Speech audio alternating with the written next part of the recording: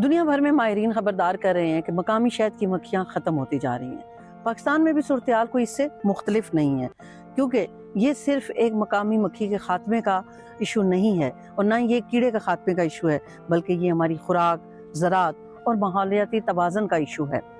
दुनिया भर की 75% फसलें पोलिनेशन पर मुनहसर होती हैं।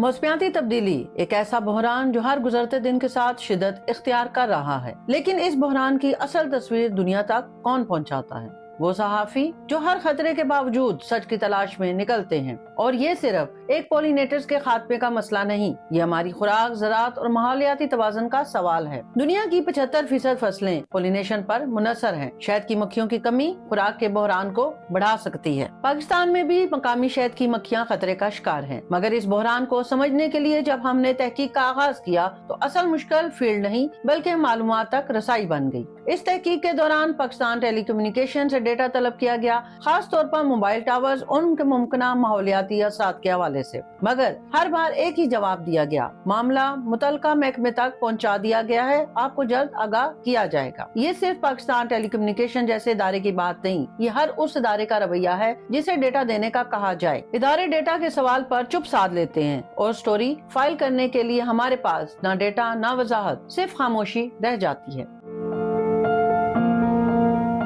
जो जर्नलिस्ट क्या चैलेंजेस फेस करते हैं, तो सबसे बड़ा चैलेंज जो जर्नलिस्ट फेस करते हैं वो डेटा की अनअवेलेबिलिटी है, क्योंकि मेरे पास डेटा अवेलेबल नहीं होता जो हम अपनी रिपोर्ट्स में यूज़ कर सकें। और डेटा क्यों अवेलेबल नहीं होता? क्योंकि मेरे पास कोई सेंट्रलाइज डेटा सिस्टम मौजूद नहीं है। हमारा हर आफ्टर 18th अमेंडमेंट ये क्लाइमेट चेंज जो है कॉन्स्टिट्यूशनली वो प्रोविंसेस का सब्जेक्ट है, प्रोविंशियल सब्जेक्ट है और प्रोविंशियल ऑटोनॉमी में ये आता है। और उस पे इतना काम जो है वो कोऑर्डिनेशन, लेक ऑफ कोऑर्डिनेशन है, या व्हाटएवर, पुअर गवर्नेंस है, या पुअर मैनेजमेंट है, व्हाटएवर हम कह लें, लेकिन ये है कि मेरे पास कोई सेंट्रलाइज डेटा मैकेनिज्म नहीं है। पाकिस्तान में बदकिस्मती से क्लाइमेट चेंज की रिपोर्टिंग के हवाले से बिलखुसूस हम जर्नलिस्ट को जो है वो बेपनाह मसाइल का सामना है। एक तो हमसे इंफॉर्मेशन शेयरिंग नहीं होती है, हमारा इन वजारत में बैठे हुए लोगों से जो है वो एक प्रोफेशनल जो कनेक्शन होना चाहिए वो उस तरह से नहीं है, इंफॉर्मेशन का फ्लो हम तक नहीं आता।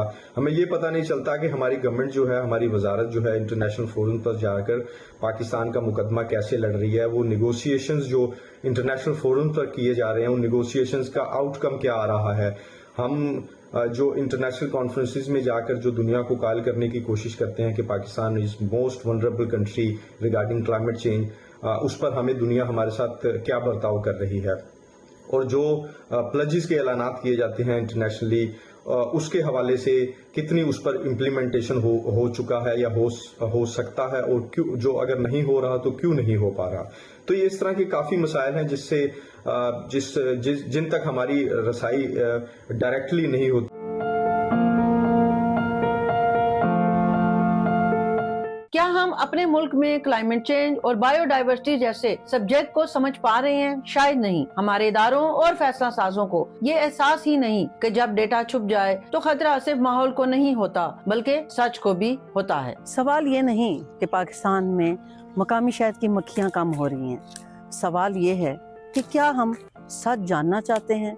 सवाल ये है कि क्या हम अपने लोगों को हकाइक बताना चाहते हैं, क्योंकि अगर हम हकाइक बताना चाहते हैं तो हमें उसके लिए प्रॉपर एक डेटा इकट्ठा करना होगा।